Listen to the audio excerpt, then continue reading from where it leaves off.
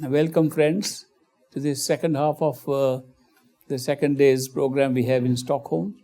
And I'm very happy to see all of you again. And I see some new faces too. Welcome, all of you. In the morning, we were discussing about the different types of meditation techniques that are available to us to discover the self. And I was mentioning that there are two broad categories of seekers who seek what we are inside. Those who seek below the eyes in the energy centers, and those who seek behind and above the eyes, who are seeking higher awareness. There's a clear distinction between the two. And I concluded by saying that the best thing we can do to reach the highest level of consciousness, our own totality of consciousness, is the latest method of yoga called the Surt Shabd Yoga, the yoga where we can put our attention on the sound within and travel on the sound to our highest level of consciousness. And I still think that that is a very recommended course for those who want to find the totality of consciousness or their true self and their true home. I am now going to mention something that I found was very popular in the West. It used to be more popular in India, but it's getting popular in the West, and that is miracles and miraculous healing. They use many methods of healing by spiritual forces or by psychic forces.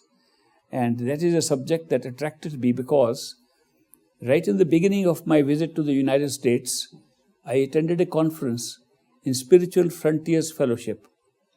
The people who introduced me to that organization, they thought I was a healer.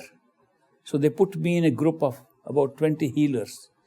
They were all healers who were doing various kinds of healing, laying hands, Reiki, all other methods of healing, and they were all very sick. So I was surprised to be put in a group. All were sick and they were healers. So I said, there must be something wrong that they want to heal people, but they can't heal themselves.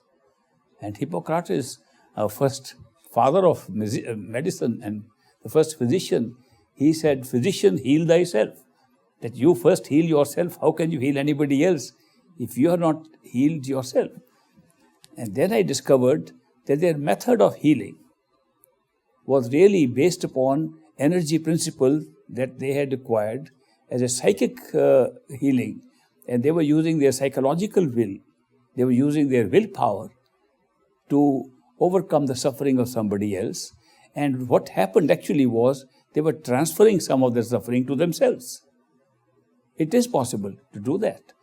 And therefore, they were all sick because they were trying to heal with psychic powers, with energy, and giving up their energy in exchange for what they were getting from the person they were healing. So I talked to them and I said, how come that you are all sick? All of them. I never found a healthy healer. I said there should be some real strong, healthy healers who have their strength to heal people, but they were healing with energy forces. And as I mentioned to you in the morning, energy flows from a different part of us.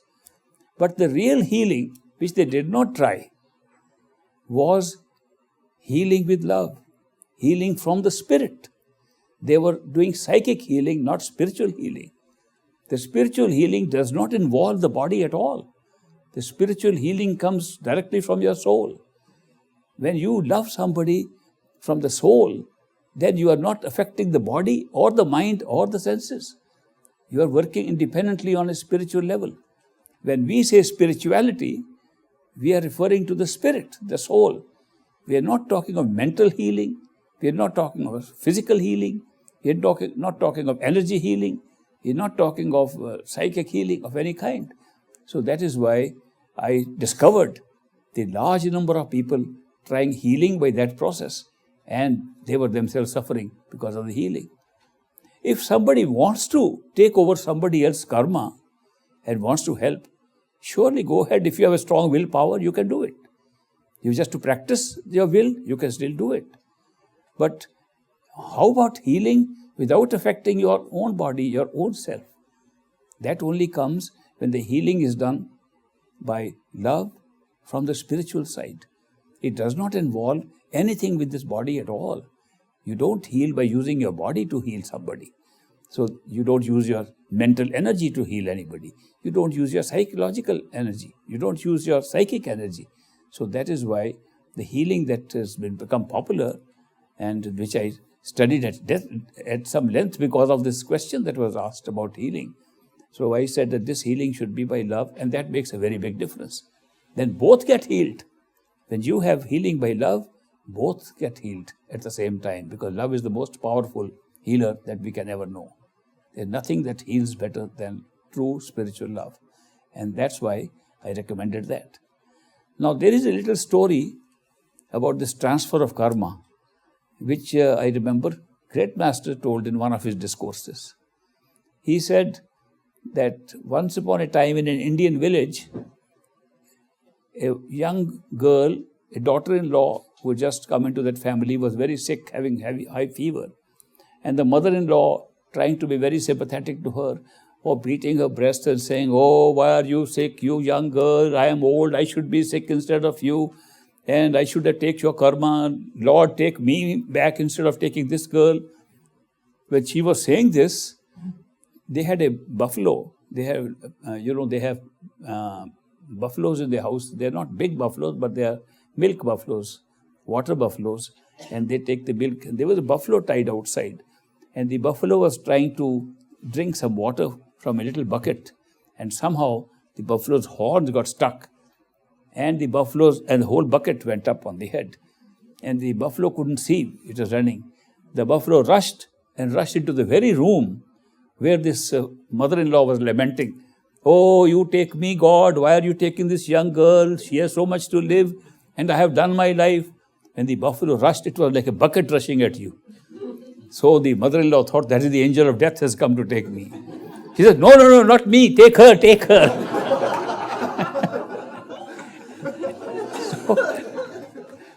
So he was explaining to me that we so often talk like this, but the intention behind that is not there. Just saying that I want to transfer karma to somebody else, I want to take over their karma, it doesn't work so easily because there's no intention behind it. Most of our karma is created by intention. If you know what the law of karma says, the law of karma says that it's the intention behind an action that causes karma, not the action itself. The action itself cannot be judged for what karma it is. Supposing you are acting in self-defense, it's a different thing. If you're murdering somebody, it is a different thing. Supposing accidentally you hit somebody, it's a different thing. So it is not the act of hitting somebody that is causing karma. The karma is what is the intention behind that act.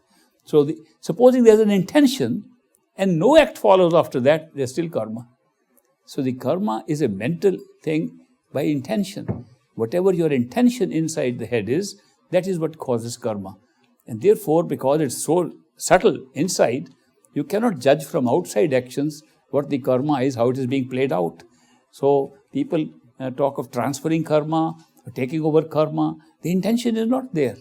Very often, it is just to show compassion for people, or just for saying, "Oh, I wish I could take your karma." It's just sympathy. It's like an expression of sympathy, and there is no real intention behind it. And if you are weak, you can't do anything about karma at all, because the intention is not built up. In a weak will, you don't have the strong intention built up. So that is why karma, of course, does affect everything that happens to us. If we had no karma, we wouldn't be here. It's not that it's something added on to human life. The human life is created by karma. Healthy life, ill life, sickness, all this is part of karma. Who we meet, what we do, what relationship we have, all based on karma. What we own, what our property is, how much money we have, all based on karma. Our entire life, every event in this life is based upon our karma. So karma, which creates our situations in life, our bodily health, our mental health, our spiritual health, all that is created by karma that we collect. What is karma then? Karma is of three kinds. A karma that we bring from past actions, from past lives, we call pralabdha or destiny. That means we have brought a certain destiny, and that destiny is made just prior to the conception of a baby in the mother's womb. So that is why the karma is not made as we go along. Karma is made before we are born, before we are conceived. Pralabat pehle bani, pache bana sharir, they say in Hindi, which means that the destiny of a person is made prior to the start of the building of the body.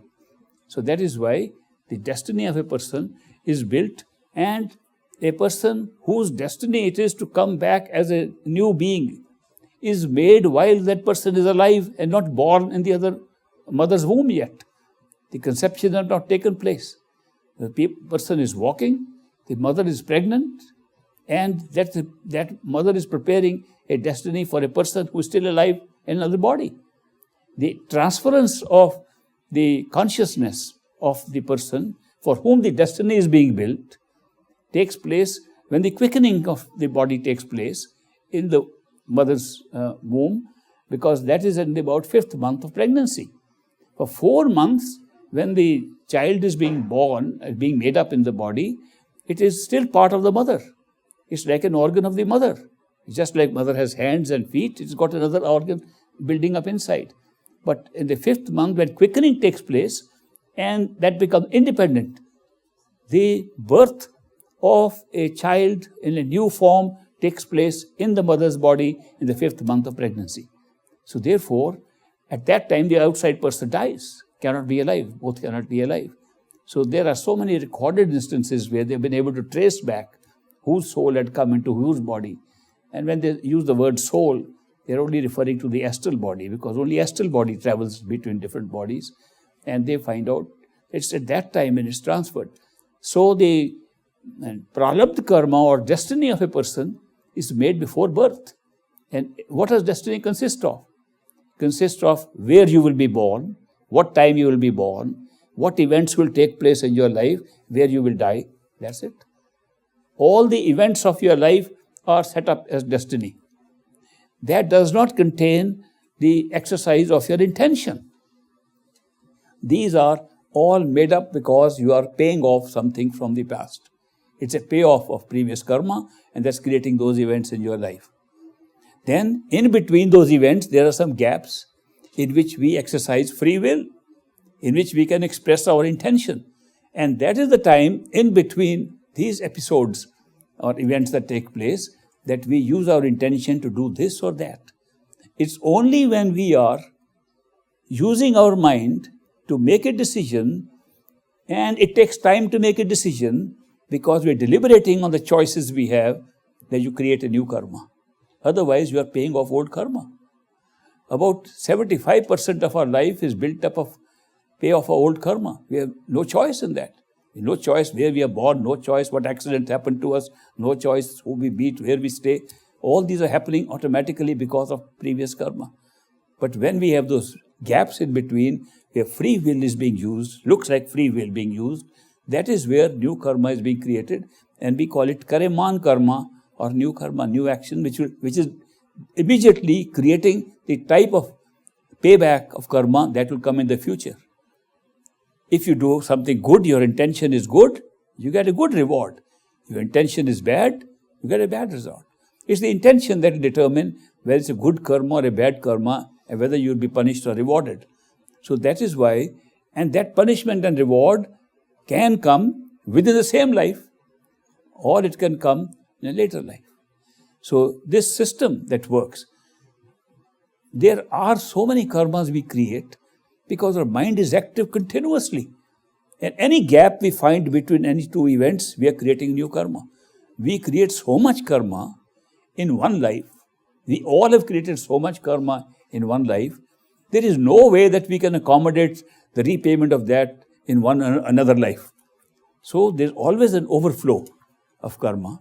And what can be paid back is fixed like a new destiny for the next life. And what cannot be accommodated goes into a reserve held in our own minds. A reserve we call sinchit karma or reserve karma, from where it can be picked up to make any future destiny. The reserve has kept on growing bigger and bigger. We have so much reserve of our karma that even if we did no karma in a life, no intention is expressed, we live in God's will, go with the flow, as they say, we can still create several lifetimes from the reserve karma. So the karma works like this, and it is those intentions that create exactly the kind of body we have, exactly the kind of events like accidents, illness, these things happen in life. And therefore, it's not easily transferable. It's not easily transferable. Also, when we see people and we interact with them, there are a lot of shared karma. That you experience something, they also experience something. A child gets sick, the mother is also experiencing the karma, and the child is also experiencing. And therefore, they both are sharing a certain experience, but does not mean that they are sharing mother's experience. Each one has their own experience, but that particular event is a joint sharing of experience. So if we understand the nature of the law of karma, that it does not require action, it requires intention, then we understand much better. So intention and action, they are mental and physical. They are not spiritual. The spiritual things are love, intuition, and based on action on that. If you are acting out of love, feeling that we are all one, and it becomes natural if you meditate. If you meditate and have some inner experiences at that level, it becomes natural for you to always have love and compassion for everybody. You can't see the difference. And therefore, to be able to heal somebody at that level is quite different from trying to heal with mental energy or physical energy or laying of hands or doing these kind of things. So I thought I'd mention to you the distinction, because a lot of people have started saying we are healers or we go to healers for getting healed. And that's not the best way. Healers have come to me and asked my advice how best to heal. I have told each of them, leave what you are doing, don't use mind, don't use this, use love as your spiritual guide, and pray through your spiritual love inside. Love somebody, pray for that person at that spiritual level, and that person will heal. It will help. Even meditation itself heals. Meditation itself can heal a lot of things, because meditation cuts down a lot of karma. There are many ways in which this payoff of karma can be reduced. One of them is, of course, meditation. One is to pay off and be done with it. One is to pay off thinking it's a play, and so you are able to do it more objectively. And then if you have a good fortune of being initiated by a perfect living master, then master's grace also helps you to cut down a lot of karma.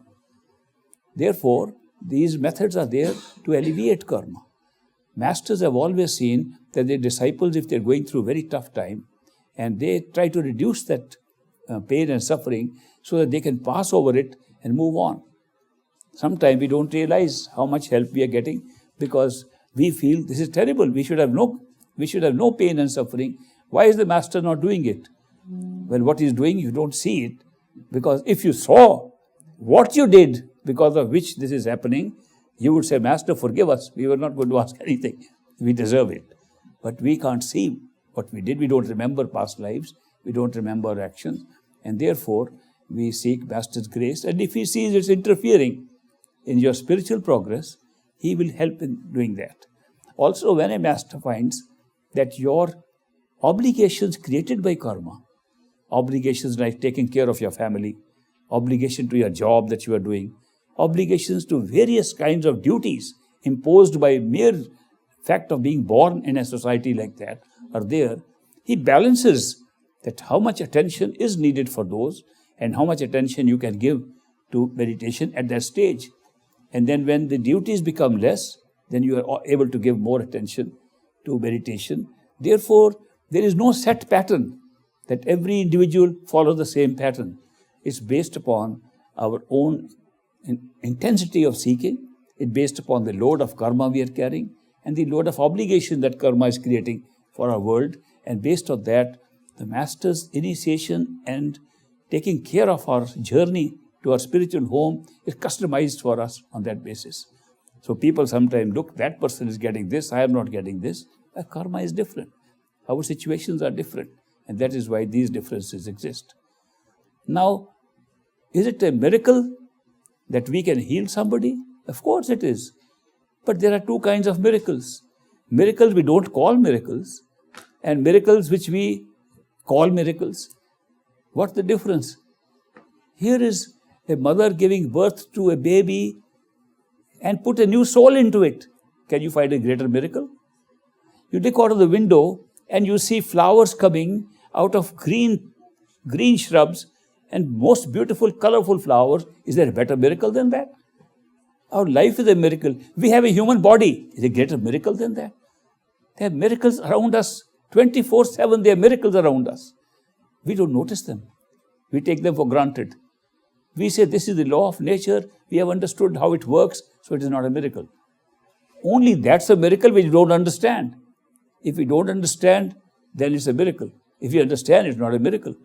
We have reduced the definition of a miracle to something should be extraordinary, should not be ordinary. Ordinary miracles are not counted as miracles anymore. That's a pity. That's not done. If you look at life itself and creation itself, it's a miracle. It's miraculously created. There's so much beauty and joy which you can see if you look at it as a miracle. But we don't. We take it for granted. And what is taken for granted has no value left. There is one relationship in which I have observed the difference between taken for granted and not taken for granted. It's called marriage. I don't know if you've seen, before you get married, you are in the best performance of your life. You try to please the other person. You are dating and you are so happy about it. The day you get married, something happens in your mind, you take both for granted. And life becomes different. So, it's only same relationship, same people.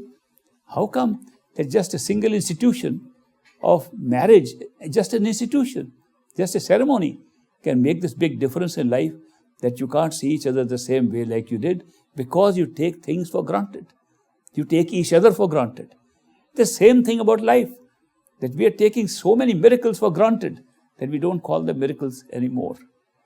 Now, true miracles happen all the time, and there are miracles which can be performed by psychic powers, which are unusual, because people can hide under the ground for 7 days without breathing, and their breath rate falls. Today there are experiments done where people can be measured what their heart rate is, what their breathing rate is, and drop so low that they can sustain themselves for several days in that state. It's a miracle, because we like to call it miracle, because we all don't do it.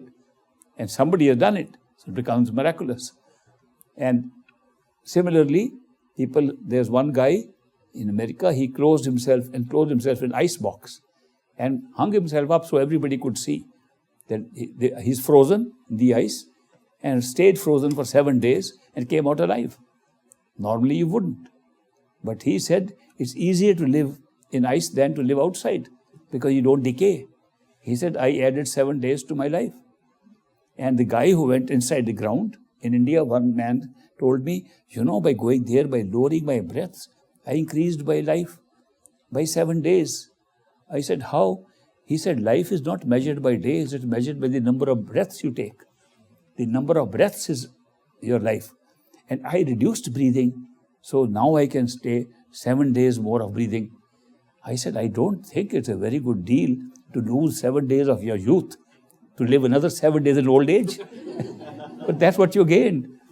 So, miracles are only impressive because they're unnatural, because we don't see them regularly in nature. But it does not mean that they have any intrinsic value in it. It does not mean. Perfect living masters don't have to show any miracles, because they don't have to claim that they are masters. They don't have to show they are masters. It's not there. They are not trying to canvass for anything.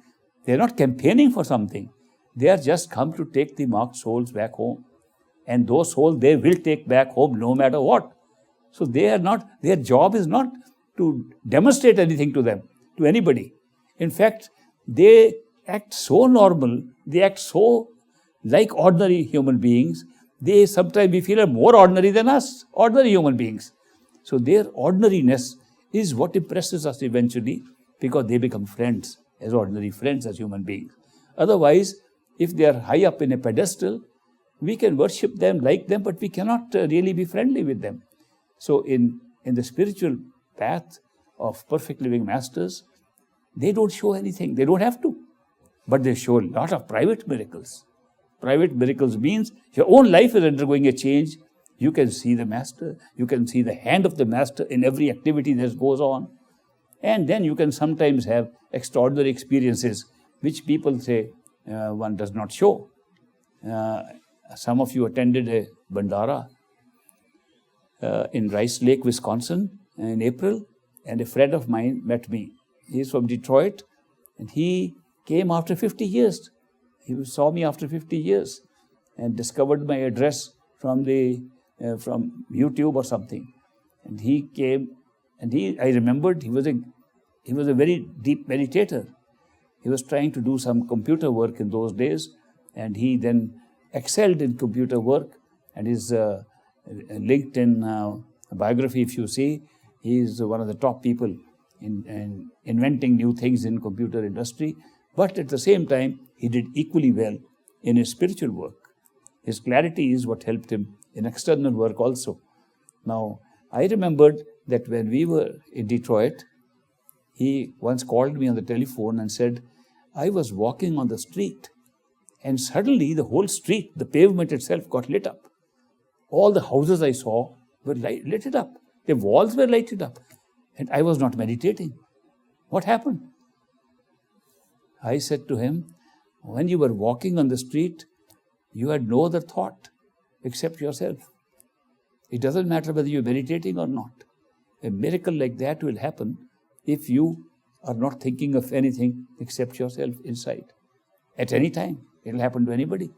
But we think of outside things all the time. Therefore, such a miracle doesn't happen. You just had a glimpse. It lasted a few minutes only. Just had a glimpse of the astral stage where everything is like that. What you saw. You just had a glimpse and then came back to the physical as your attention went out to see what the road is, what the buildings are. Then same guy, we were walking one day in Manhattan, New York. And suddenly, two of us are walking. Suddenly he says, Ishwar, we have come up 400 feet up in the air. We are walking in the air. How come? I didn't tell him that we are still walking there and we are having an experience of walking up 400 feet. I said, yes, in this path of the masters that we are following, miracles like this can happen every minute if your attention is within you. That means he had a personal private miracle. These private miracles happen to almost all of those who are meditating regularly.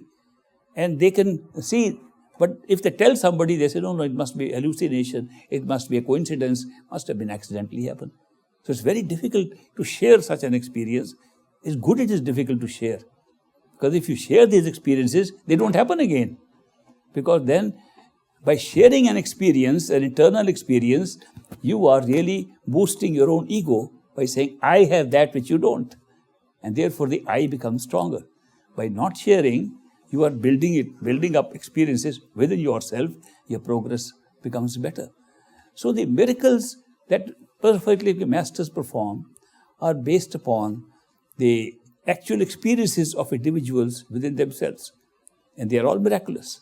And once you are able to see those miracles and meditate regularly, you open your eyes, you will see miracles all around you. You will see miracles every moment of your life. They are miraculous events.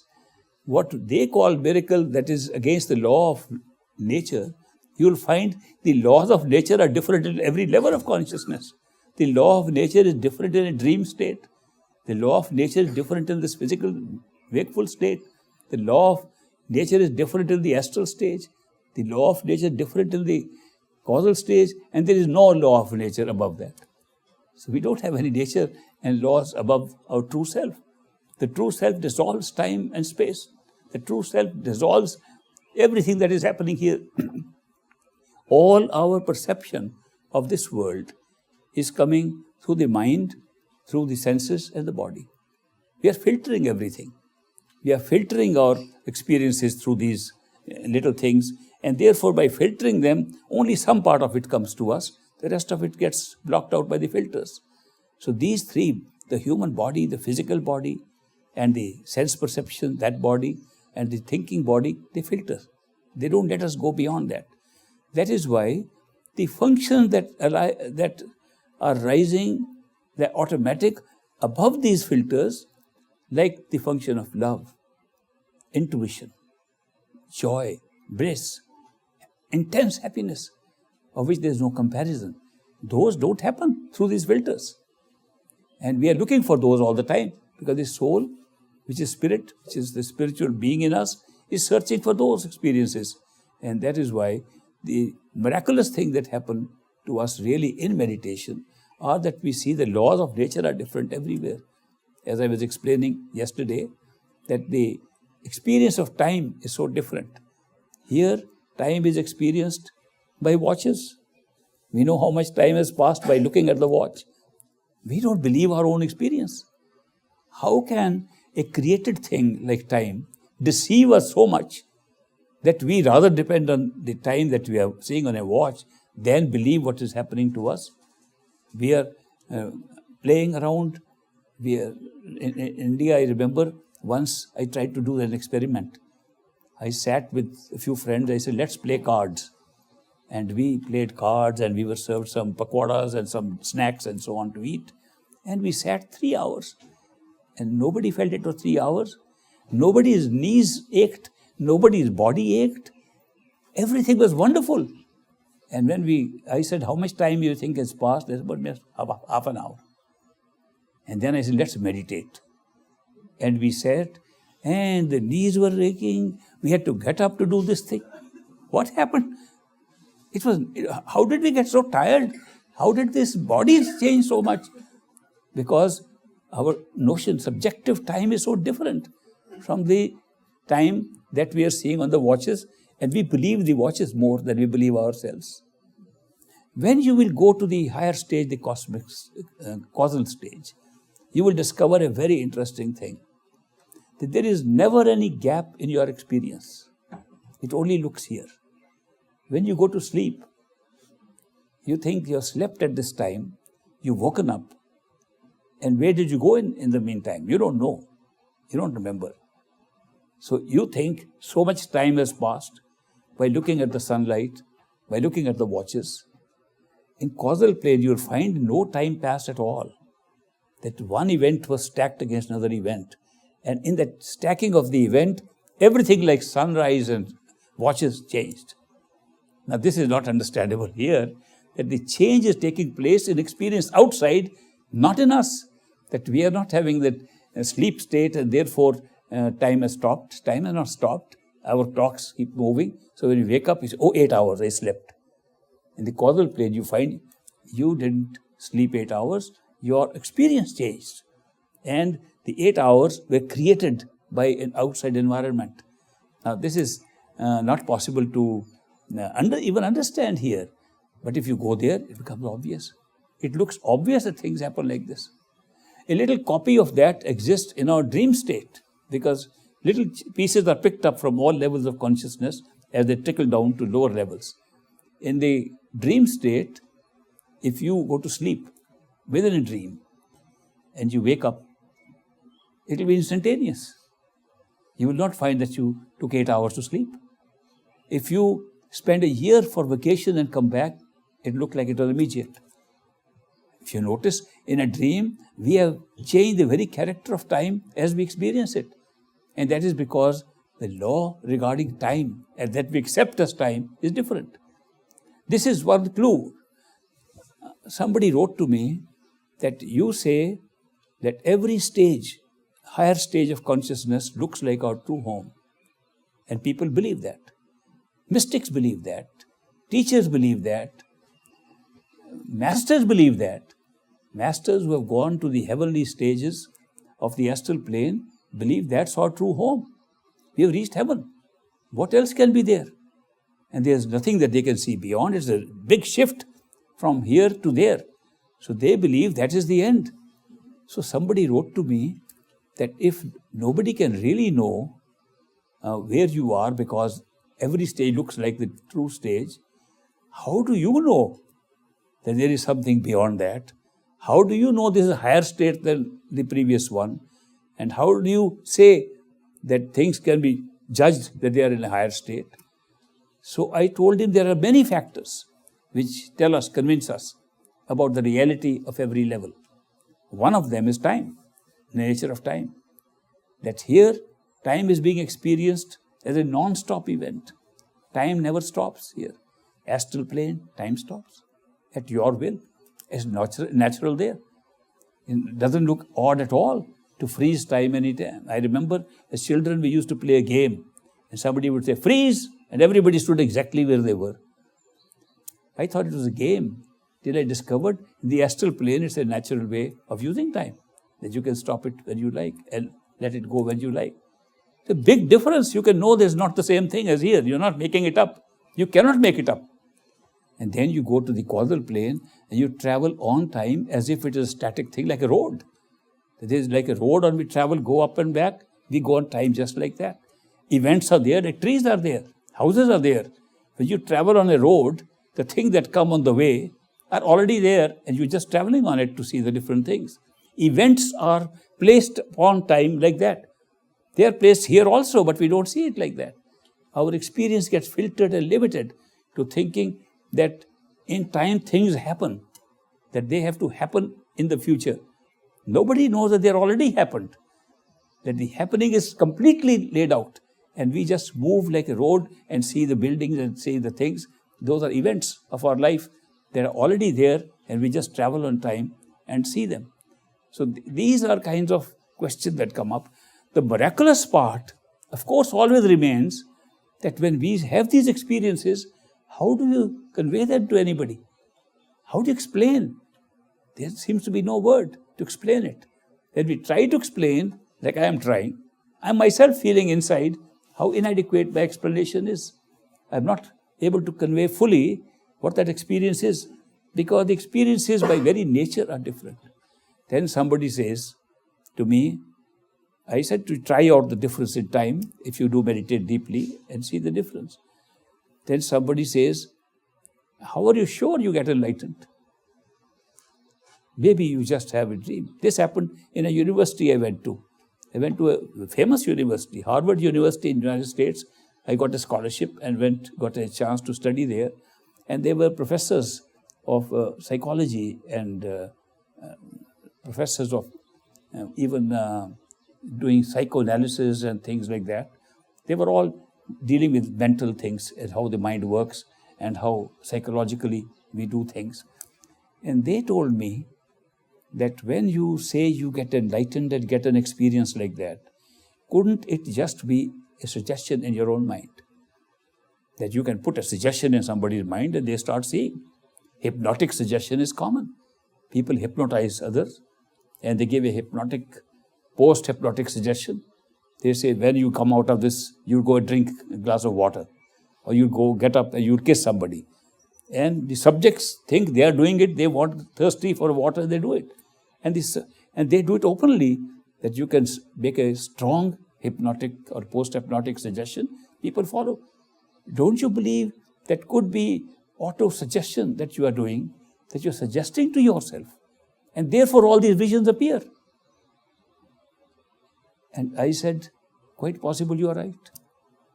It's quite possible that I have such a strong method of using auto-suggestion. I create Sachkhand, I create all these levels, and I am intensely happy all the time, 24/7. You who are discussing if it's auto-suggestion or not are miserable and in despair. I'm happy to have an auto-suggestion then. Where's the difference? These are all experiences. And then I asked them, can you give me a reliable proof that what you are seeing in the world is not auto-suggestion? Is there any way you can demonstrate that we are not all creating our universes through auto-suggestion? It's the suggestion placed in consciousness that's creating everything. You are just dealing with a part of it.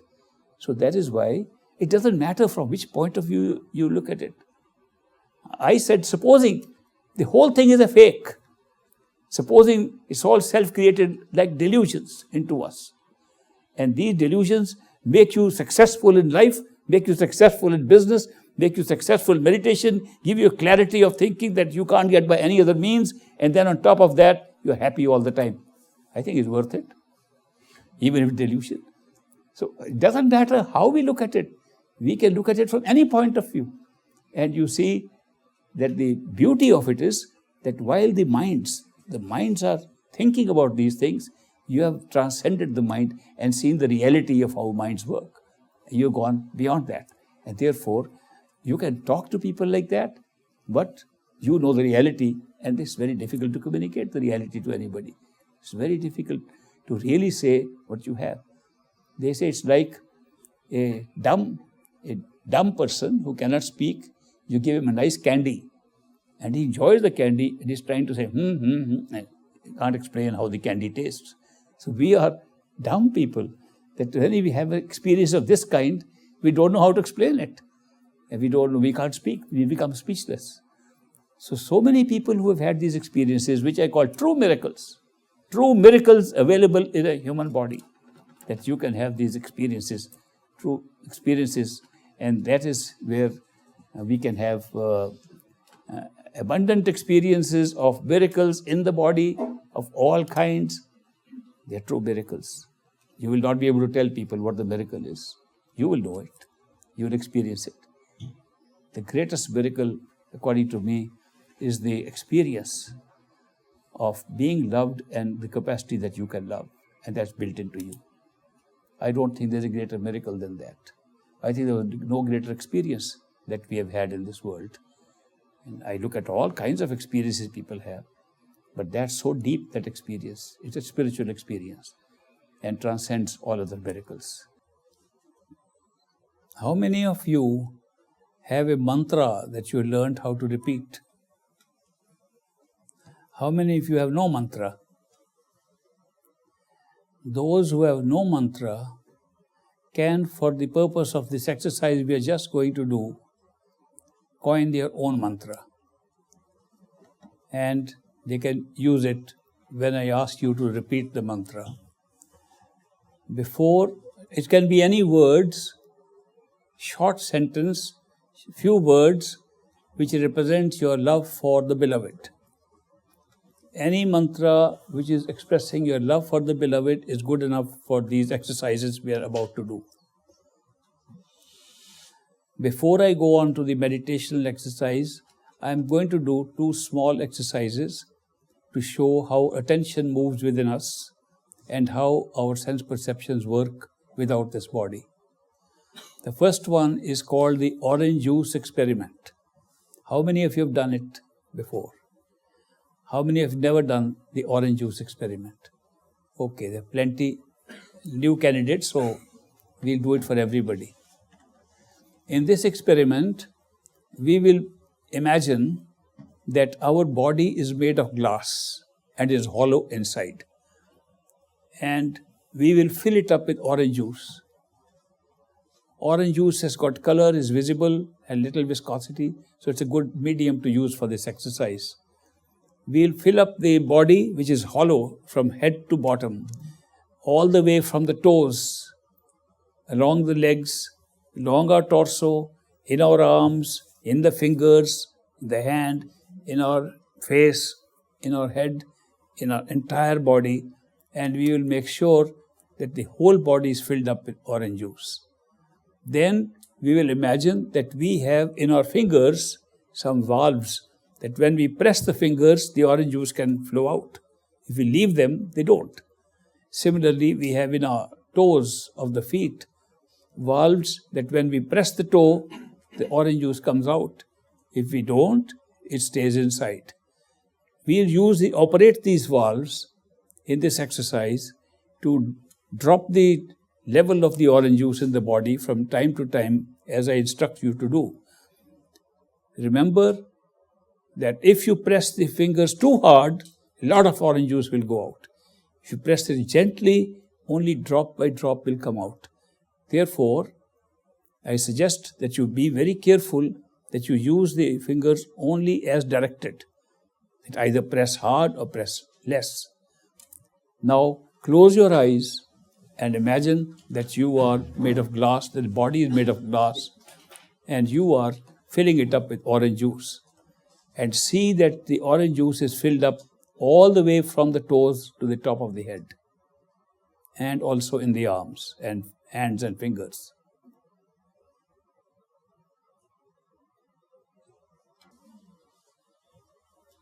How many of you could do this successfully? That's a pretty good result. How many of you could not do it? Few. Okay. A pretty good success rate. What was the purpose of doing this? The purpose was very simple. You were able to hold your attention at any part of the body that you liked. When I said hold there, your attention was at the eye. I said hold in the throat, your attention was there. Hold at the heart, your attention was there. You saw personally how attention moves. There was no strain on you. There was no strain on the eyes or the head or the body. And yet the whole exercise took place, moving your attention from point to point. That's exactly how attention has to be used when we feel we are behind the eyes in the head. It's not an exercise, a physical exercise of the head. It's as imaginary as what we did just now. Also, because the body was made of glass, you were very still. You didn't move. Normally, when you try to meditate, a lot of things you try to move. That you found that the stillness of the body is natural to you. So long as made of glass. So long as you are willing to stay still. So if you still your body in a vertical position like you did, you are capable of doing good meditation. Now I'll do the second exercise. By the way, did any of you feel that the orange juice was still stuck in some part of the body at the end of the exercise? Yes. It normally means that the part of the body where the orange juice is still stuck has a physical problem. It's also a diagnostic way. This orange juice experiment has been used by me for diagnosis of what part of the body needs attention. So you'll be able to see that where the orange juice was stuck needed some attention. It's just a side benefit of this exercise. Now we'll do the next exercise. In this, again an imaginary exercise where we'll use imagination more successfully in a better way. In this exercise, we'll imagine that we are sitting on the 6th floor of our house, behind the eyes. There's a floor there, and we are on top of the floor. The eye level is the floor. We are sitting on top of that, sitting in a chair. And next to our chair is a little table like this one. And on the table is a vase of flowers like this one. And there is also a drink like this one. And there is also a snack like this one. So I have a little model set up here already, that you have a nice chair to sit on. There's a side table. The side table has a bunch of flowers. Side table has some drink, popular drink, which you like. And side table also has some snacks to eat. Now, once you have got that vision clearly, I'll proceed with the next part of the exercise. So close your eyes. Go back to the room, 6th floor room in your body. How many of you could do this experiment successfully? How many of you could see the flowers? How many of you saw new flowers, which you had never seen before? How many of you smelt the flowers? Did anybody smell a new fragrance? Never seen before. Did the flowers change color for any one of you while you were watching? Were you surprised that the flowers changed color? How many of you were able to taste the drink? Did anybody find a new drink? How many of you were able to taste the snack? Was it a favorite snack? How many of you had a new taste? Very good. What was the purpose of this exercise? That these sense perceptions of seeing, touching, tasting, smelling is all inside us, not outside. How many of you can still have a taste of the snack in your mouth? There was no snack. Imagination created all these senses. Which body had those sensory experiences just now? Which part of you had that experience that your sense perceptions, that you could see, you could taste, smell, do everything that you do with this body can be done by imagination and imaginary body inside you. Or was it this body? It wasn't this body, because you were completely still. And you did all these things.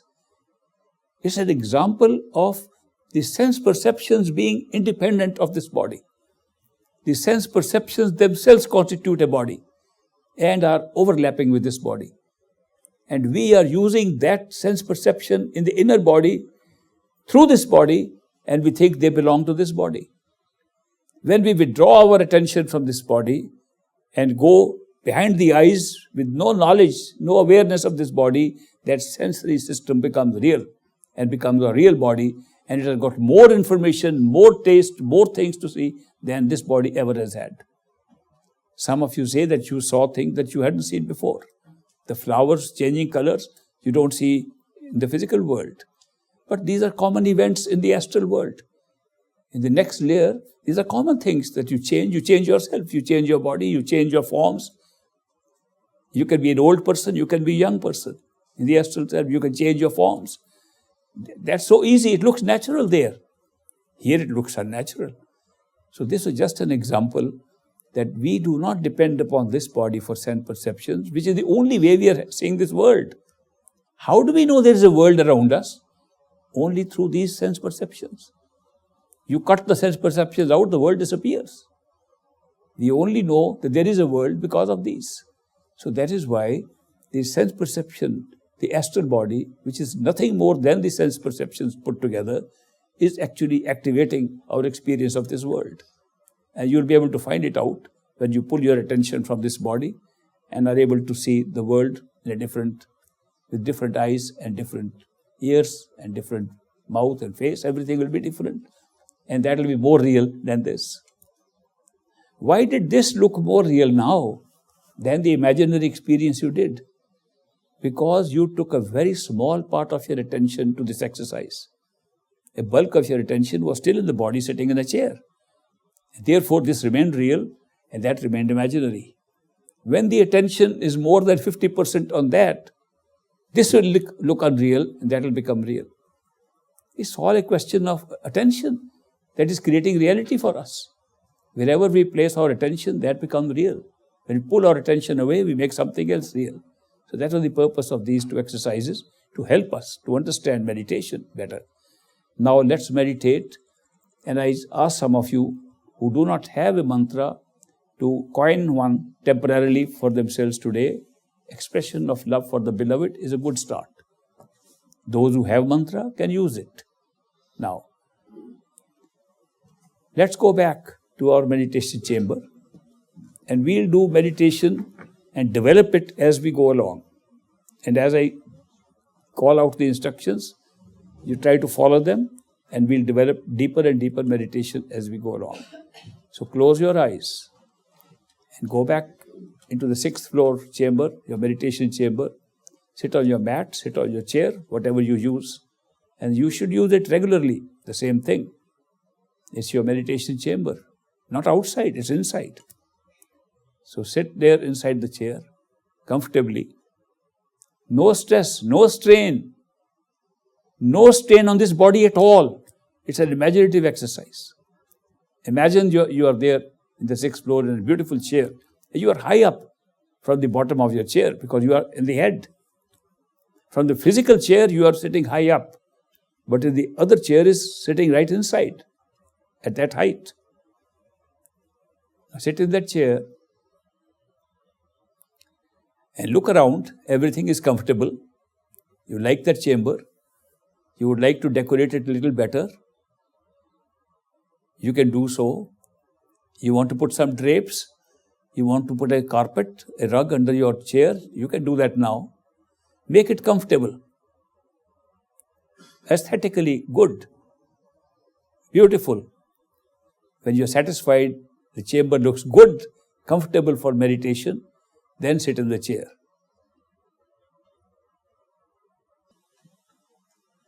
How many of you enjoyed this session of meditation? That's a good number, very good. Tomorrow, we will fly in an inner sky. I hope you'll all enjoy that trip also. We will do little more meditation tomorrow and go to the point when you can fly at will in an inner sky whenever you want and see this world from a different perspective from there. These are all possibilities within us. They look little imaginary to us now. They'll become real when we actually withdraw attention from the body. The consciousness becomes stronger and stronger. The awareness becomes stronger and stronger as we pull our attention from here. It does not become weak. And the reality becomes more real as we withdraw. So you will enjoy it. And yet we are linked with this body all the time. We're not going anywhere. We are having an experience because the centers at which we are concentrating have these built-in experiences. And we can have glimpses of these different levels. They are not that we have left the body and gone there, but we're having a glimpse of it like we are there. And that is possible because we have a human body with these centers available to us. So I hope you will enjoy that. And I have a list of interviews again today.